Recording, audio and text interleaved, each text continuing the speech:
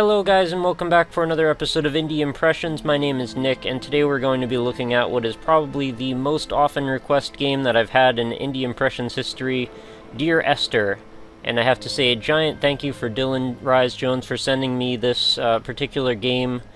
And again, I feel like such a jerk because he sent it to me when it was full price, and the day after, because of the Steam sale, it got knocked down like 85% off. Regardless, sorry about that. I wish I knew that was coming up. I wouldn't have asked for it. I would have bought it myself for $2.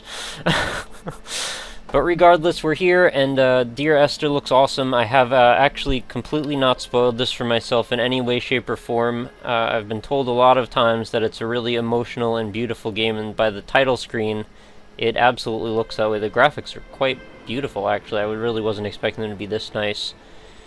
So let's start it out. Wow, the caves look absolutely beautiful as well. I can't wait to get there, but let's walk around in the lighthouse. So all I know about this game is that it's apparently first person and very beautiful and emotional and has a serious story to it, and there's no combat or anything. It's just a like an exploration type of puzzle-y game, which is kind of up my alley. I mean, if you've watched a few of these episodes, you'll know.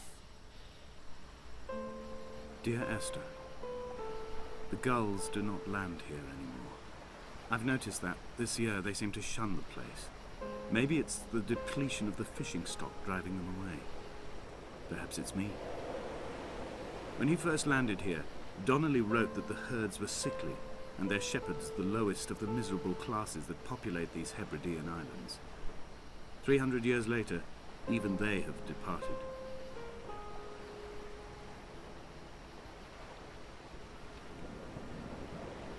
Wow, okay, so we're actually in the game.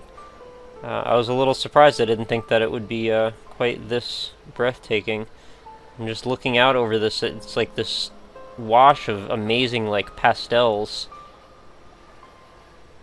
That could be like a painting just all on its own. You could just grab that screenshot, frame it, and hang it, and you'd be pretty much done. I mean, of course, the water effects as they land on the ground are always a little odd, but I don't think anyone's ever quite gotten that right yet. In all the years that I've been gaming, I don't think I've ever seen waves that look like they actually land on the shore correctly. I think Far Cry got kind of close, or one of the Far Cry games anyway, but yeah, a little stupid nitpick, who cares. So there's the lighthouse. The textures are incredibly high resolution. I actually was very surprised by that. I mean, maybe they don't quite hold up as well very close up, but from a distance they're like really nicely optimized that they look quite striking. And the sense of place is just very real. It actually reminds me a little bit of the way the Source engine looks. Maybe this is designed in Source. I probably should have been paying attention to that. Some of the stuff from like Half-Life 2, I feel like the textures felt pretty similar, and maybe also Stalker and Fear. All three of them have some definite strong texture work in them. That is nasty. There's some areas where maybe you wish the textures weren't quite so crisp. So as far as I know, I don't think I can interact with anything here. This is just, I can hit a button and I zoom in a little bit, so I can see some sheet music down on the ground there. And I'm sure if I was versed enough in music and I could read that and figure out what it was, I'm sure it would have some sort of relevance to the story. Because you don't just lay some sheet music on the ground without it being a reference to something. I have a feeling that if I were to play this seriously, I would probably spend like 3 months looking around at everything and never actually progressing in the story. And I'm not sure which is the better way to play this. For you guys, at least. I know for me, it would be to slowly just sort of languish in this and just enjoy the, like, marinate in the atmosphere, because it's quite beautiful. Oh man, we've got chemicals. Hope this wasn't a meth lab or something. That would be very depressing. Been watching a lot of Breaking Bad lately, so it's on my mind. It's actually quite a relief knowing that I can be in a place that's, the ambience is quite scary, and I don't really think I need to worry too much. Oh, we've got a picture. Oh, I'm sure that's relevant as well. Scratched out little girl, I think it is. I'm sure I can't touch anything, right? Nope. Okay. That's cool. I saw it. I guess that's what's important. Man, I just so I want to look at this and just like stare. I want a screensaver of this, basically. I imagine when they were developing this that they reached the point when this the whole sky area was looking really polished and nice, and they were like, okay, we're on to something here. We're getting somewhere, and I would feel very accomplished if I could create a landscape that's quite this beautiful. I like how the player actually, or not the player, I'm the player, but the character switches on the flashlight like that. Very cool. You know, it's also giving me a little bit of the Amnesia vibe, or Penumbra. And yes, I have played Penumbra. I think it was Black Plague. I know there's a couple of them, and I've only played one of the two. I think there's two. Is there three? Regardless, I've only played one of them. So I'm making my way up this hillside here. That mysterious light off in the distance. Something very interesting about those lights, because I've had a bunch of those towers near where I live too, so it's like, you can always see them, and it's always sort of foggy out when you're staring at them. And usually like driving on the highway or something, and you see them far away. And they definitely give you like a sense of grounding, like you understand. Oh, okay, I'll shut up, hang on. A holy man who sought solitude in its most pure form. Allegedly, he rode here from the mainland in a boat without a bottom, so all the creatures of the sea could rise at night to converse with him. How disappointed he must have been with their chatter. Perhaps now, when all that haunts the ocean is the rubbish dumped from the tankers, he'd find more peace. They say he threw his arms wide in a valley on the south side, and the cliff opened up to provide him shelter. They say he died of fever 116 years later. The shepherds left gifts for him at the mouth of the cave, but Donnelly records they never claimed to have seen him. I have visited the cave, and I have left my gifts, but like them, I appear to be an unworthy subject of his solitude. Interesting. And looking down there, we've got what looks like a flashing lantern, perhaps. Oh, and it stopped, didn't it? Okay, it was totally giving me a signal. And I'm betting in Morse code, considering we're on an island with a lighthouse. Very interesting. Oh, that's a pretty awful texture, unfortunately. Let's keep moving. Actually, some of these textures sort of look like they were pulled from Oblivion or Skyrim or something, because I was playing with the Skyrim creation kit and I got a little bit accustomed to most of the textures. I don't know why I'm harping on the textures so much, but it's just really, generally quite pretty. I don't know what that is. Some sort of a winch or pulley thing? I can't quite make out even what the shapes are. I thought it was like a wine opener for a second, but I don't think that makes much sense. Well, we did see some like chemical symbols before. Could be some sort of mathematics, like a schematic drawing maybe or something. I don't know.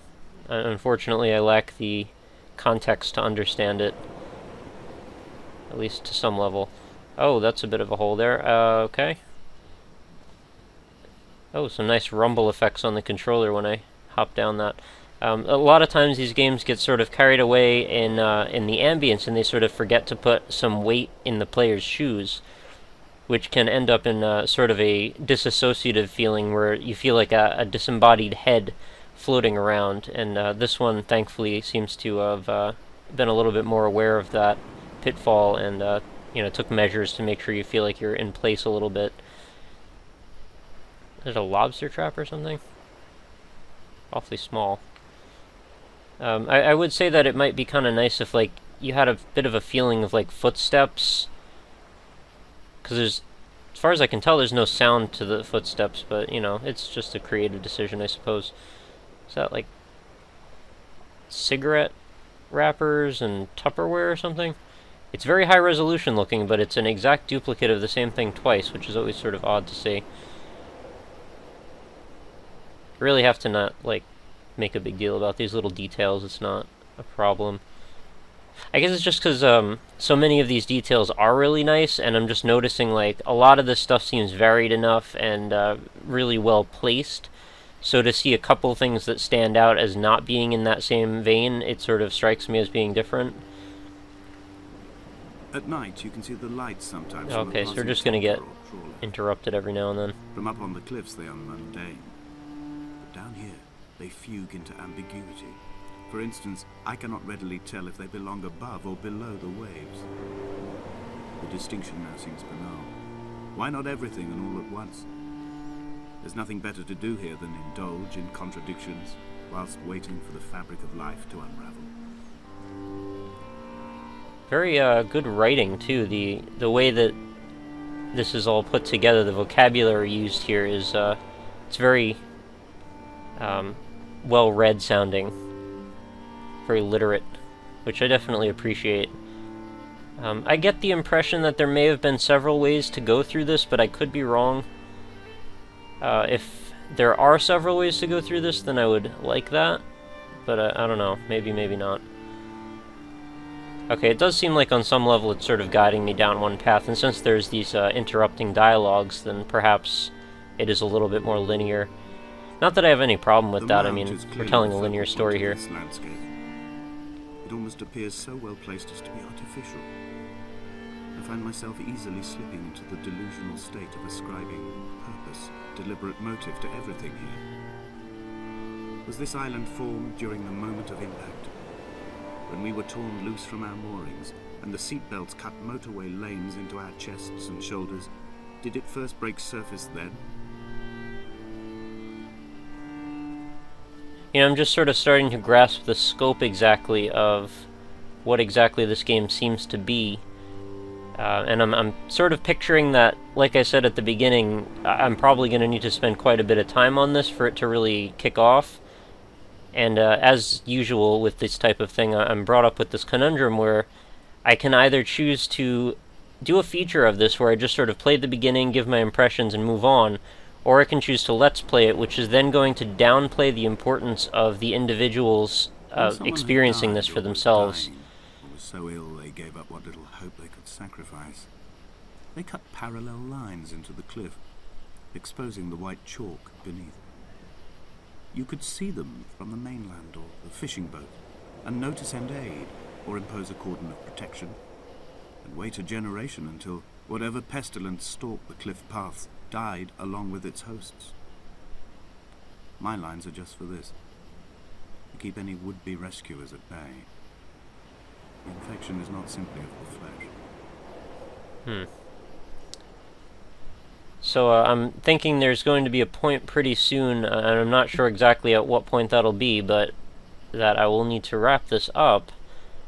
And then the question will be, do I continue playing this in a series and risk spoiling this for you guys, or do you want me to play it because you're interested in hearing my perspective on it?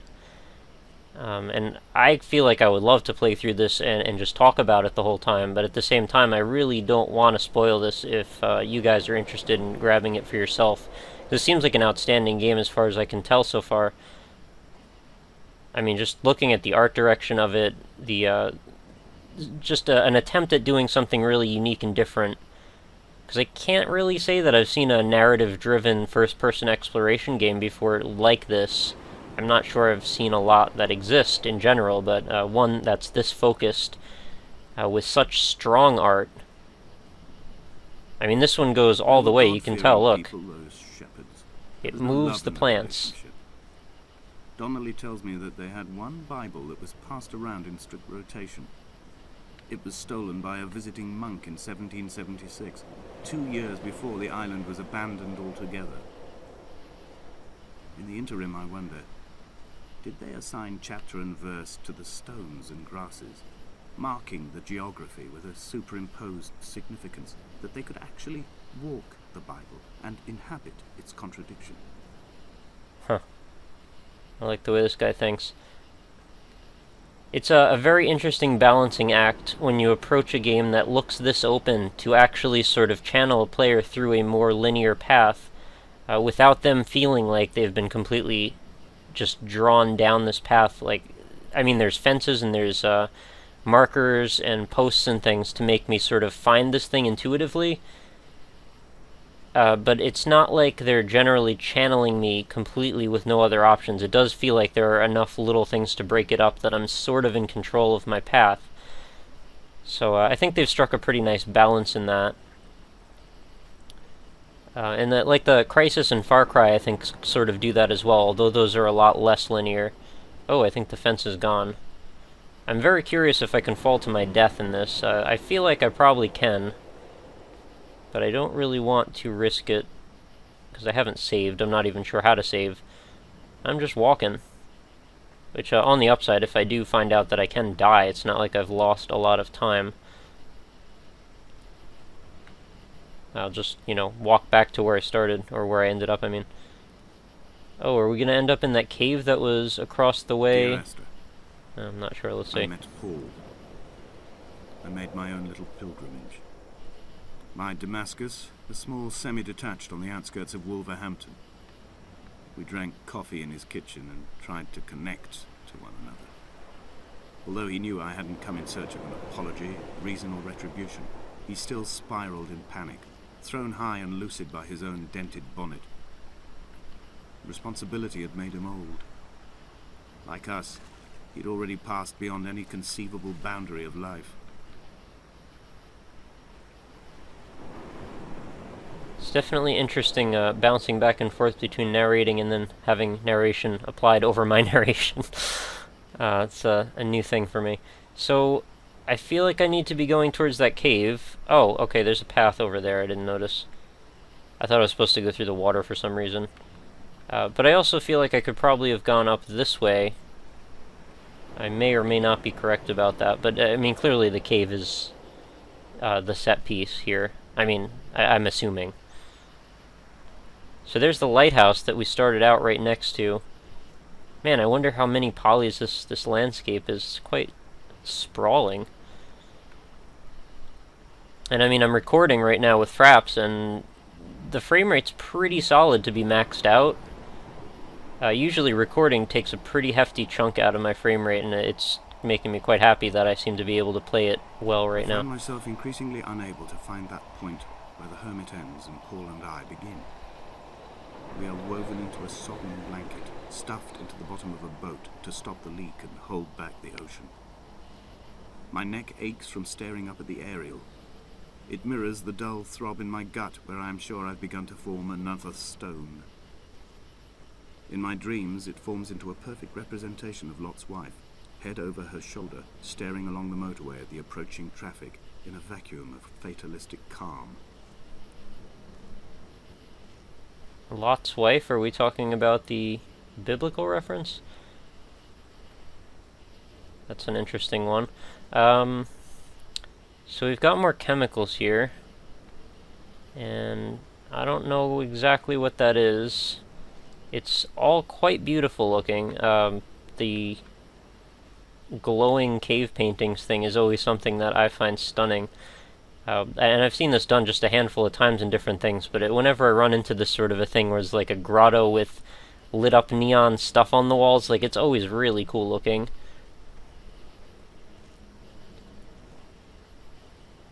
Oh, moldy bread. That's never good. Looks like bones. And some old rotting fish. And it looks like a bucket with the bottom missing or something.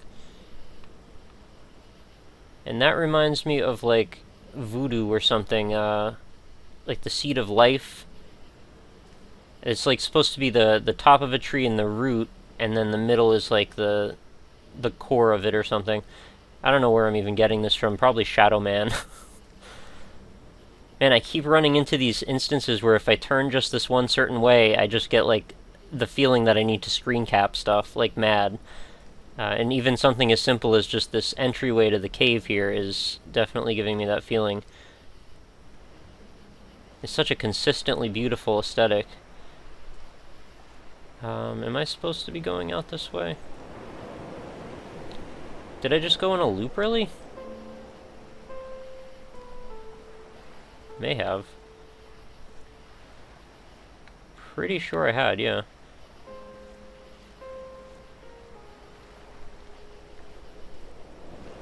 But from the looks of it, there's probably some more caves coming up. At least from that chapter menu. And I'm not sure quite how long this game is. I'm gonna guess, based on the pricing, probably like 4 hours-ish. That seems to be like standard mid-tier indie game pricing. If you've got about 4 to 6 hours worth of content, a lot of the time it falls into this like $10 to $15 price range. But when the art direction budget looked as high as this one does, I could imagine it being more for an equal amount of time. It's really difficult, like how do you put a proper number on hours like that? I'm not alone here, even though I'm equally sure it is simply a delusion. Beautiful music too. I do not, for instance, remember where I found the candles, or why I took it upon myself to light such a strange pathway. Perhaps it is only for those who are bound to follow.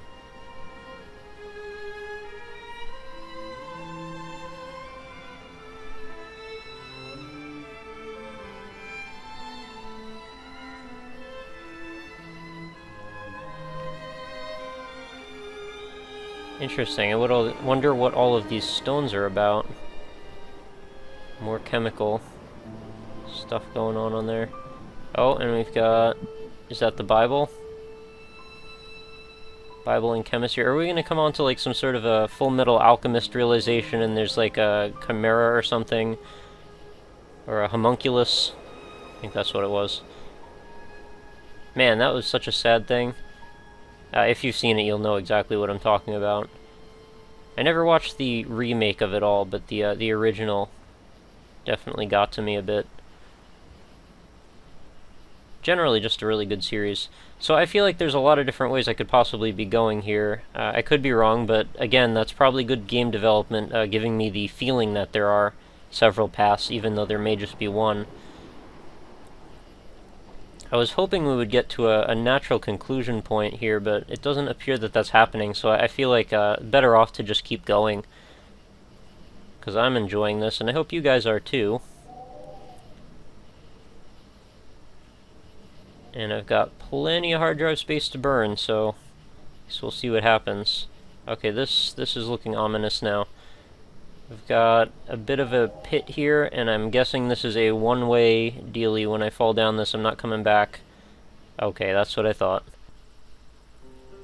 Dear Esther, I have now driven the stretch of the M5 between Exeter and Bristol over 21 times. But although I have all the reports and all the witnesses, and have cross-referenced them within a millimetre using my ordnance survey maps, I simply cannot find the location. You'd think there would be marks to serve as some evidence. It's somewhere between the turn-off for Sanford and the welcome brake services. But although I can always see it in my rear-view mirror, I have as yet been unable to pull ashore. Alright, so it looks like we made it through the first chapter, or at least the first natural break point. So again, it's an awkward situation here because I absolutely want to give this narrative its time to really, build up. But at the same time, I mean, I usually run these episodes between like 20 minutes or so and, half an hour at the most. So, I mean, this is where you guys come in. Let me know in the comments what you think, if I should keep going, if you're interested in hearing me talk throughout this whole thing. If you, I mean, be a little sensitive to it. Do you want to play this yourself? I don't want to spoil it for you.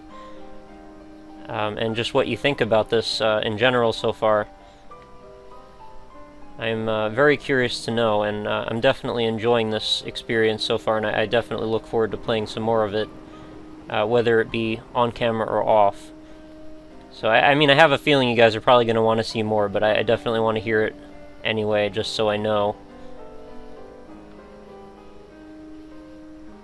And it's a beautiful scape here, a beautiful landscape. And a very sensitive, refined, elegant touch that was used to create this. I mean, you can just see the quality in it. So, I think that'll wrap us up for this very long episode of Indie Impressions today. I'll thank you very much for watching, and remind you, please head on over to facebook.com/IndieImpressions, where I post every night's video, and you can feel free to share this with your friends, let them know that Dear Esther is out and about, and that maybe they want to take a look at it, because it's quite beautiful. And also feel free to follow me over on Twitter at RockLeeSmile and at IndieImpression, so you can stay up on exactly when I post my videos, and you can also use those to send me any game suggestions if there's one you'd like to see on the channel featured. I would be happy to take a look. So that's about it. Make sure you leave a comment letting me know what you'd like me to do with this one, and I will be back again tomorrow with another one. Thank you so much for watching, guys, and thank you again for the game. Much, much appreciated. Okay, later. Have a good night.